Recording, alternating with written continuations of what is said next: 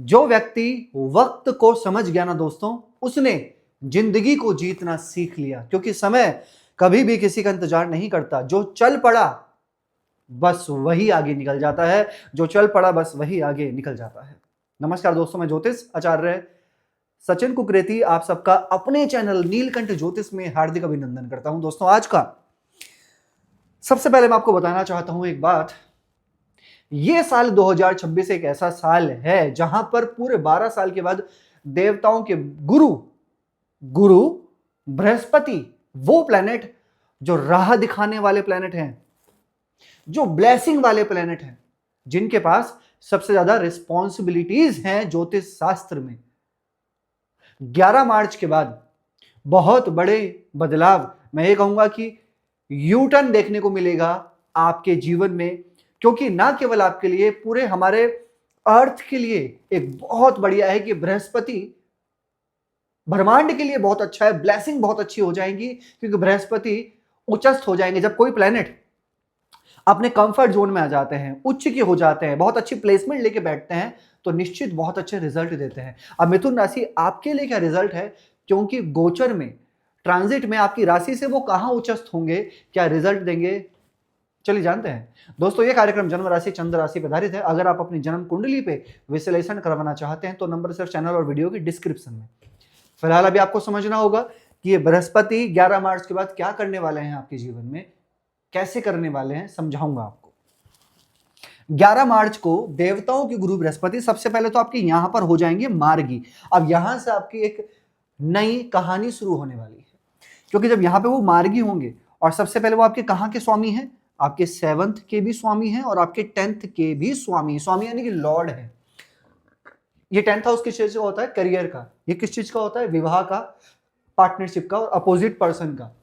जब 10th Lord के गुरु बृहस्पति यहां मार्गी होंगे, सबसे पहले तो अगर आप ना काफी टाइम से यही सोचने में व्यक्त, मतलब अपना अपना टाइम खराब कर रहे थे कि मुझे अब क्या करना है, आगे अपने करियर में मुझे किस तरीके का सेटअप करना है, मुझे क्या गोल बनाना है, मुझे किस तरीके से और कैसे शुरुआत करनी है, वक्री थे बृहस्पति। वक्र मतलब कि अपनी सही गति पे ट्रांजिट ना करना। यहां बृहस्पति हो जाएंगे मार्गी। सबसे पहले तो 11 मार्च के बाद आप सही डिसीजन लेंगे। पहले आप अपने जल्दबाजी की वजह से अपने डिसीजन भी गलत ले रहे थे, आप प्रॉब्लम क्रिएट कर रहे थे अपने काम में। निश्चित 11 मार्च के बाद बदलाव जरूर आएगा। और केवल इतना ही नहीं, जब बृहस्पति यहां पे मार्गी हो जाएंगे तो आपके पंचम को भी देखेंगे, आपके नवम को भी देखेंगे। 11 मार्च के बाद पंचम पे दृष्टि, यानी कि love relation, 5th house love relation का, सामने वाला लौट कर जरूर आएगा आपसे बात करने के लिए, माफी मांगने के लिए, रियलाइज करने के लिए अपनी गलतियों को। क्योंकि बृहस्पति की दृष्टि जब पंचम स्थान में पड़ेगी शुक्र के घर में, तो सामने वाले को आना होगा आपके पास। यानी कि 11 मार्च से लेकर अक्टूबर के बीच में या तो लव रिलेशन बेहतर, या फिर कोई एक अच्छा लव रिलेशन बनने की उम्मीद यहां दिखाई दे रही है।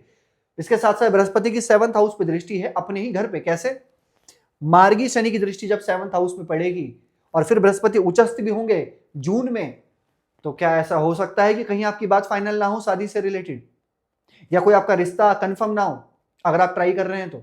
और अगर ऐसा कुछ नहीं है तो क्या पार्टनरशिप ना हो, या फिर आपकी कुछ एक्स्ट्रा इनकम और सोर्स के ट्राई ना करें, ऐसा नहीं हो सकता। क्योंकि बृहस्पति 7th हाउस को देखेंगे।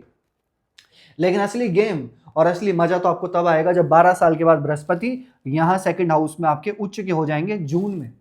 जब 2nd हाउस में उच्च के होंगे तो यहां शनि को देखेंगे 9वीं दृष्टि से। एक बात मैं आपको समझाना चाहता हूं दोस्तों, ग्रहों की दृष्टि का बहुत ज्यादा फर्क पड़ता है। शनि एक मैलेफिक प्लेनेट है, ठीक है, कर्म फल दाता जरूर है लेकिन एक मैलेफिक प्लेनेट है।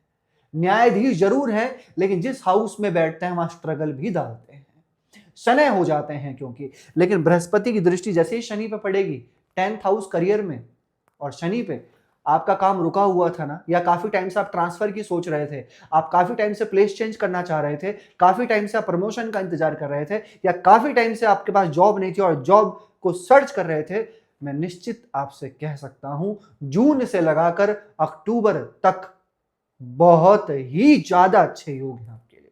अच्छे नहीं है, बहुत अच्छे योग हैं। क्योंकि ये पूरे 12 साल के बाद उच्चस्थ बृहस्पति की दृष्टि शनि पे पड़ेगी। शनि समय को निर्धारित करते हैं और बृहस्पति ब्लेसिंग है, आशीर्वाद है। ऐसा नहीं हो सकता कि आपकी जॉब ना लगे। आगे बढ़ते हैं। बृहस्पति की दृष्टि आपके 6ठे और 8वें घर पर भी पड़ेगी। यहां मैं देख रहा हूं कि कुछ शत्रु भी एक्टिव होंगे, शत्रु भी बनेंगे आपके, यस, कुछ एनिमीज भी बनेंगे, लेकिन मुझे नहीं लगता कि वो आपका कुछ बिगाड़ पाएंगे, क्योंकि ना तो आपकी शनि की 7.5 है, ना ही आपकी शनि की ढैया चल रही है।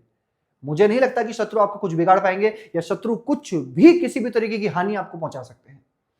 8th हाउस पर भी दृष्टि है।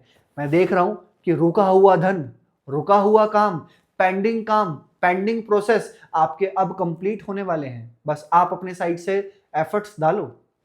जब बृहस्पति 2nd हाउस में आएंगे, 2nd हाउस किस चीज का होता है? फर्स्ट हाउस होता है हम, फर्स्ट हाउस से हम होते हैं, 2nd हाउस से हमारी मुख आता है, वाणी, कम्युनिकेशन। बृहस्पति का 2nd हाउस में आना आपकी कम्युनिकेशन को, आपकी काउंसलिंग को, आपकी कंसल्टिंग को, आपका कोई भी काम बोलने से रिलेटेड है, पब्लिक को डील करने का काम है, पब्लिक सर्विस का काम है आपका। मैं निश्चित कह सकता हूं आपसे, बहुत बढ़िया है साल 2026, और जून से लगाकर आपकी वाणी, आपकी टॉकिंग से रिलेटेड बहुत अच्छा है। और आप अपने बैंक बैलेंस को बढ़ाएंगे क्योंकि बृहस्पति उच्चस्थ होंगे यहां पर। लेकिन हाँ, कुछ अब मैं नेगेटिव अगर किसी चीज को लेकर बोलना चाहूं तो जरूर बोलूंगा यहां पे। Shani aspect to 12th house, जब शनि आपके 12th हाउस को देख रहे हैं, दैट मीन्स कि क्या, पैरों से रिलेटेड आपको ध्यान रखना होगा, इन्फेक्शन, एलर्जी। अगर आप कोई भी ऐसा काम करते हैं ज्यादा चलने से रिलेटेड ऐसा कुछ, तो थोड़ी बहुत चोट लगना आपको पैरों में, ये थोड़ा सा आपको ध्यान देना होगा। और हाँ, शनि का 12वें घर पर, जब आप ट्रेवल्स कर रहे हैं, कहीं दूर जा रहे हैं, तो एक बात ध्यान रखना कि किसी के साथ आपके आर्ग्यूमेंट ना हो। पैदल यात्रा होंगी आपकी, ऐसे मुझे दिख रहा है इस साल 2026 में कुछ ऐसी पैदल यात्रा होंगी जहां दूर जाएंगे आप, राइट, मतलब दूर जाने के बाद पैदल ज्यादा चलेंगे, थकेंगे आप, ऐसा मुझे यहाँ पे दिखाई दे रहा है। बृहस्पति की दृष्टि 6ठे घर पर, अगर आप कोई काफी टाइम से अगर आप किसी स्पोर्ट्स लाइन में जाने की सोच रहे थे, ट्राई कर रहे थे, तो आप जरूर जाइए। या आप किसी कंपटीशन में आप सोच रहे थे कि मैं यहाँ पर पार्टिसिपेट क्यों ना कर लूं, किसी चीज में पार्टिसिपेट कर लेता हूं, तो मैं जरूर कहूंगा यहाँ पर मिथुन राशि को आप जरूर कीजिए, जेमिनी, अच्छा रहेगा आपके लिए। एक चीज है, मैं आपसे थोड़ा सा एक अवगुण जरूर बोलना चाहूंगा यहाँ पे एज प्रैक्टिकल मिथुन राशि के लिए। ये एक ड्यूल राशि है, यानी कि द्विस्वभाव राशि है। मिथुन राशि के साथ पता है क्या होता है, आप ना एट अ टाइम, एक टाइम पर, एक समय पर दो चीजों के बारे में सोचते हैं, यहां का भी और यहां का भी, और कभी कभी दोनों चीजों को एक साथ भी लेकर चलते हैं, जिसकी वजह से ना तो आप यहां के होते हैं और ना आप यहां के होते हैं, क्योंकि ये द्विस्वभाव राशि है। यानी कि मन में बहुत सारी चीजें चलती हैं, दो स्वभाव चलते हैं, यहां यहां यहां, और ये खुद कंफ्यूज हो जाते हैं कि इनको करना क्या है, आखिर क्या क्या इनके डिसीजन इनको लेने हैं, किस तरीके से लेने हैं। डिसीजन लेने में देरी कर देते हैं और नहीं ले पाते जल्दी से। क्या करना चाहिए इनको उपाय? सबसे पहले तो आपको बुध ग्रह का बीज मंत्र करना ही चाहिए। ओम ब्राम ब्रीम ब्रोम स बुद्धाय नमः। डेली शनि का बीज मंत्र भी फॉलो करो, ओम प्राम प्रीम प्रोम स शनिश्चराय नमः। डेली हनुमान चालीसा का पाठ फॉलो करो और उगते हुए सूर्य को आप जल चढ़ाइए। कैसे लगे आपको वीडियो? लाइक कीजिएगा, शेयर कीजिएगा, बने रहेगा दोस्तों हमारे साथ में। हर हर महादेव।